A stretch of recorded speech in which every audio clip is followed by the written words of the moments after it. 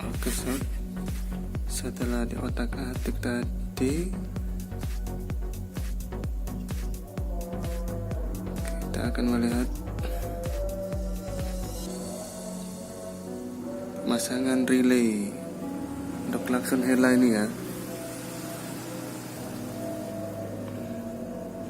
Untuk 30 kita masuk ke aki yang plus ya ini ya.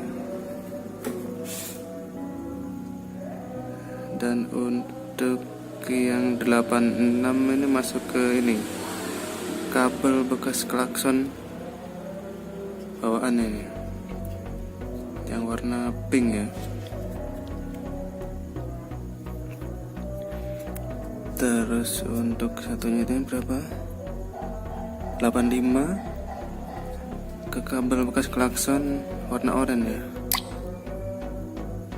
Kalau yang mau Pixen ini New Pixen. Nah yang 87 kita buat cabang ke klakson satu, terus satunya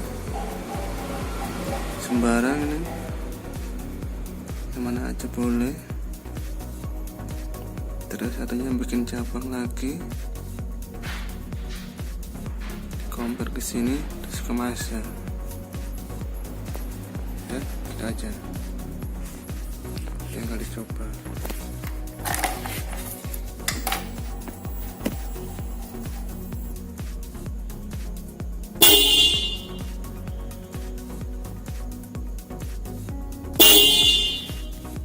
Keras sekali dan berhasil ternyata, mantap.